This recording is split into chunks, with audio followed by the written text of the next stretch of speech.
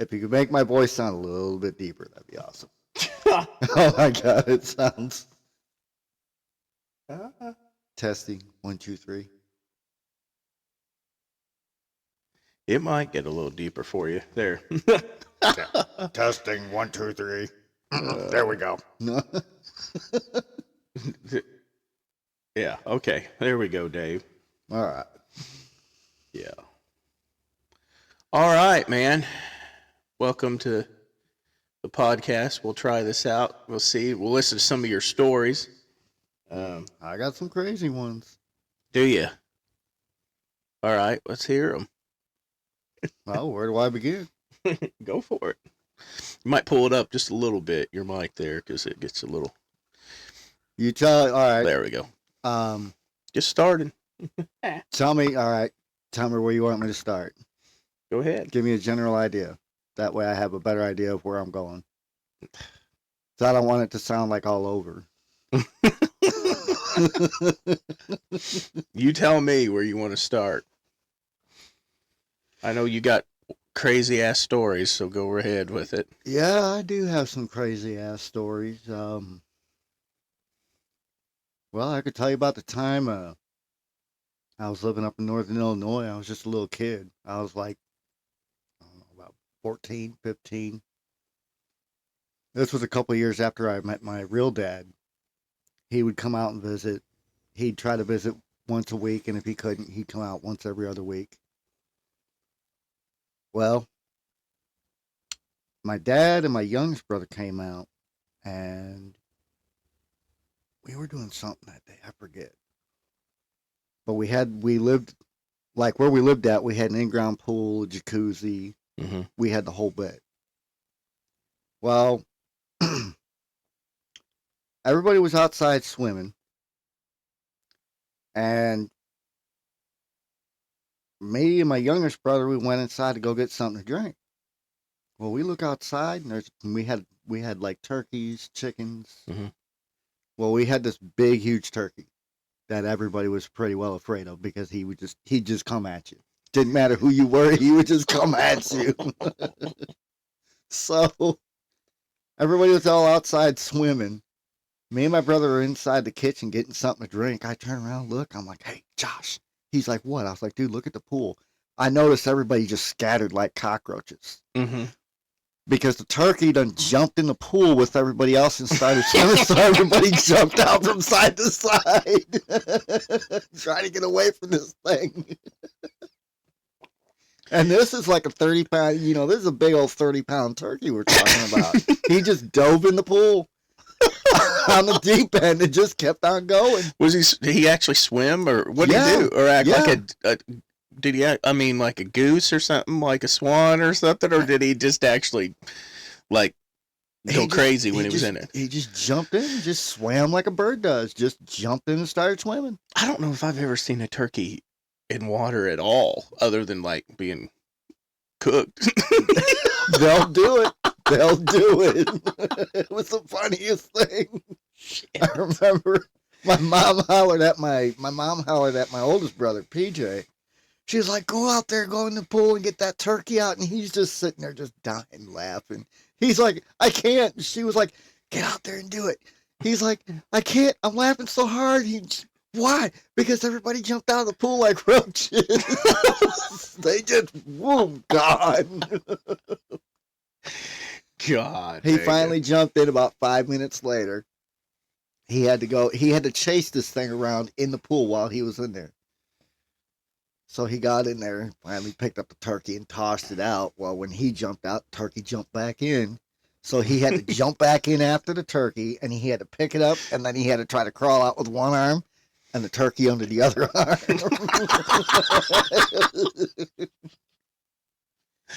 Oh, my God. That's like that story when I was a kid. What was it about the, can you hold the cock and pull it, put it under your arm joke? You remember that joke? Sees a donkey, and he says, yeah, it's an ass. It buys an ass, I kind of heard that one.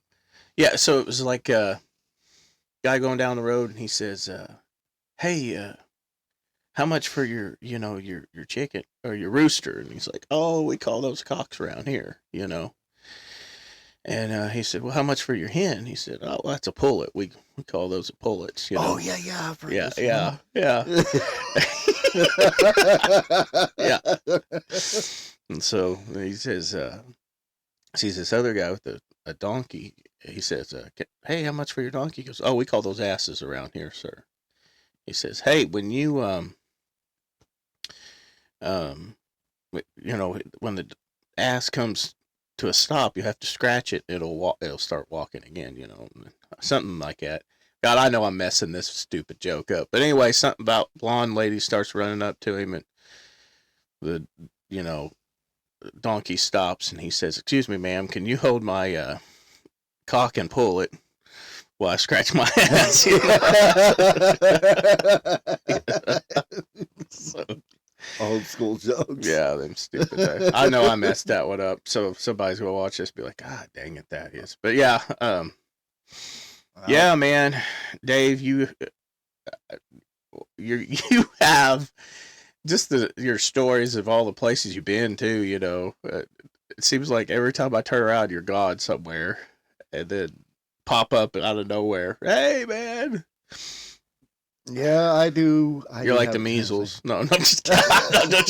No, I've had a lot of people tell me I'm a lot like Houdini. Like, I could be standing there in a conversation with everybody or whatever. Somebody will go off and go looking for me, and they'll come back, and they'll be like, where'd you come from? I'd be like, I've been here the whole time.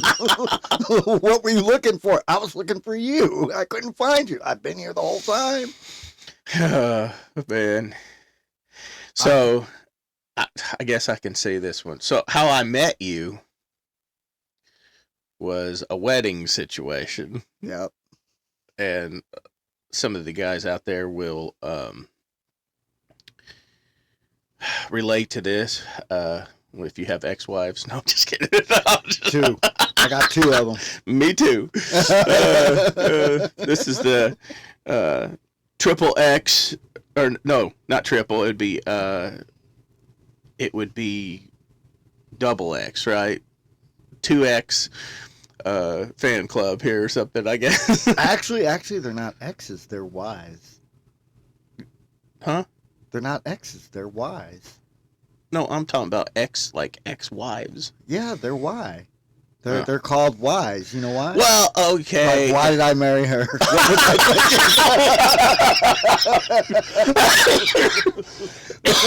Why did I suffer that long?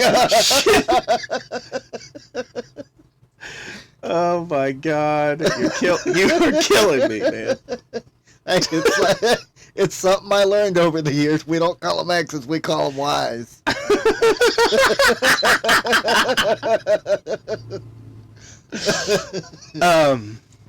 Dear Algebra, quit asking us to find your ex. She left you. We don't want to know why.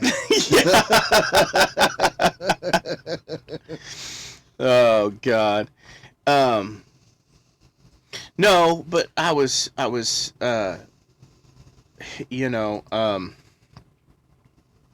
thinking about it because I get a phone call from your Y, whatever you want to call her, and she's like, yeah, I'm marrying this black guy, and would you officiate it or whatever? And I was like, yeah, I mean, well, actually, first she called me, and you know how she is. She's, will you marry me?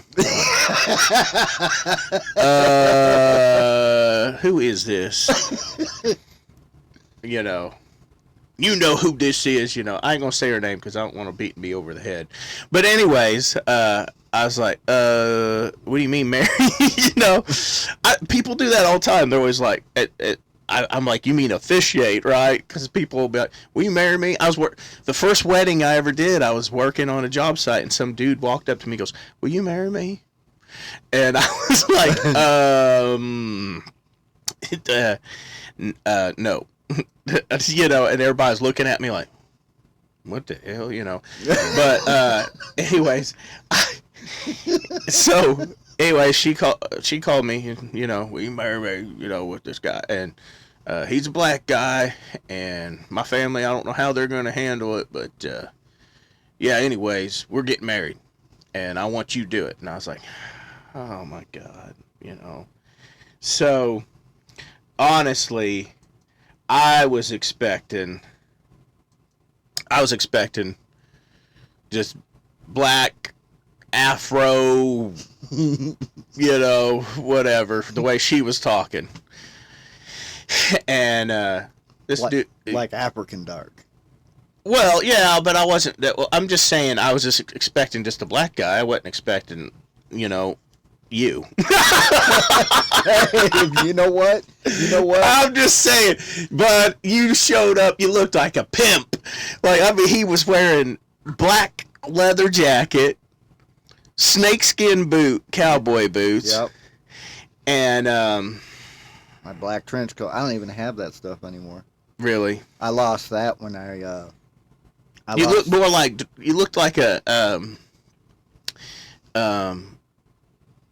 a Dwight Yoakam put in a tanning bed.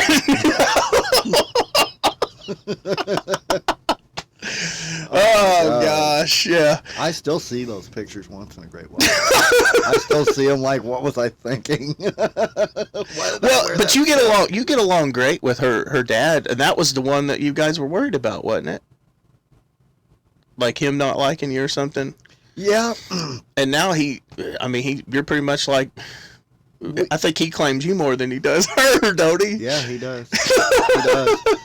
This is so. I've got a story on that. Go ahead. So, you know, I came up here just last year because I've been here. Thanksgiving was my 1-year marker. Yeah. So I've been here since Thanksgiving. Well, last year was about this time, maybe later on in like January. Mm-hmm. He called her house one night and he asked her, he said, hey, do you think, you know, so-and-so will take out the garbage for me? And she said no. So he asked her, he was like, well, will you take out the garbage for me on Tuesday nights? Mm-hmm. And she was like, well, I can't because I'm busy. So he asked her, I was like, is that your dad? And she was like, yeah, but he don't like you. He don't want nothing to do with you. So I was like, okay, whatever, you know. At first I was thinking, well, I mean, he don't like you. He don't want nothing to do with you. But at first I was thinking, well, that might be true. You know what I'm saying? Yeah. Well, then he asked her. He was like, well, can David take out my garbage for me on Tuesday nights? And so I got up. I was like, is that your dad? And she was like, yeah. I was like, I hollered out. I was like, I'll come and down you had been married to her for you. how long before all that? And you're just now knowing this is her dad? No, I met her dad while we were married. Oh, okay. I used to bring the kids down there. I used to bring the kids down there like 2 or 3 times a week. Oh, okay. Just to go and visit. That's when her grandma was alive. Oh, okay. And then her grandma passed. It was like my third year we were married. She passed on her 90th birthday. But he asked, he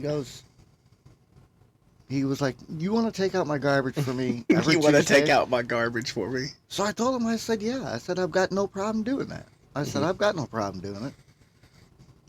And so, I go down there every week, go down there every Tuesday night, take out his garbage for him, just hang out, talk to him, just,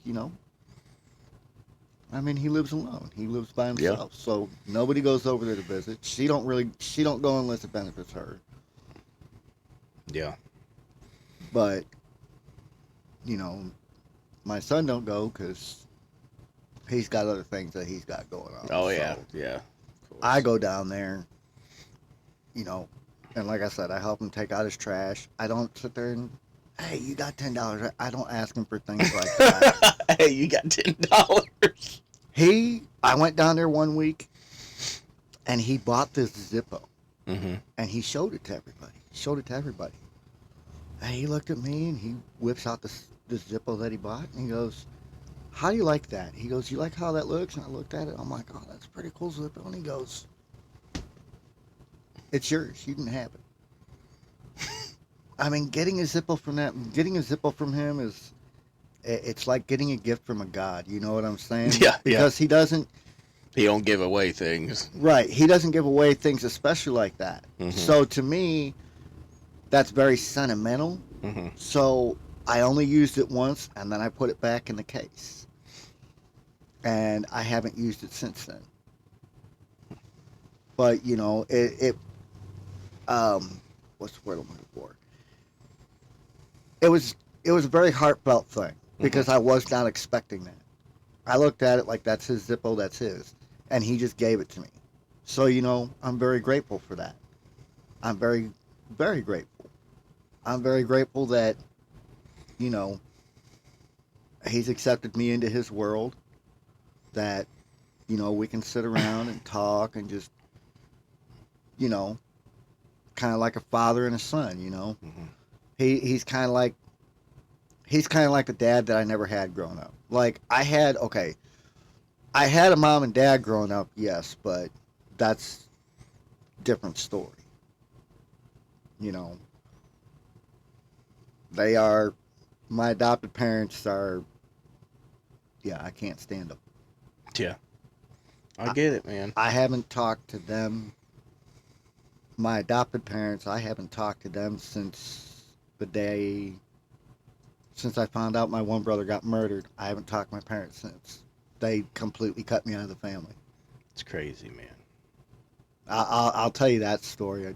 It's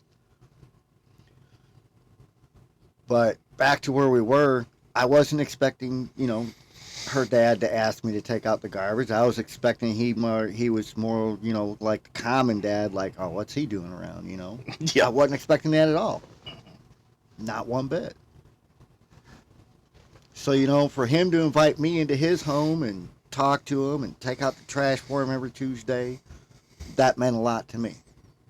Yeah. You know, that showed me a lot of respect. Like, okay, I'm not with his daughter anymore, but he wants me to come down and help him. All right, cool. Yeah.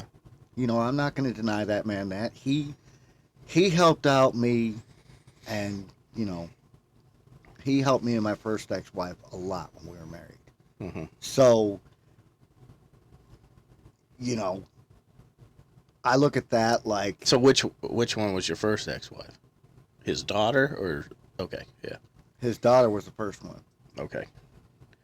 Yeah, I was trying to figure out which one you were talking about when you said your My second ex-wife, oh my gosh. yeah. That was a nightmare. That was Second ex-wife. Well, let me switch this up and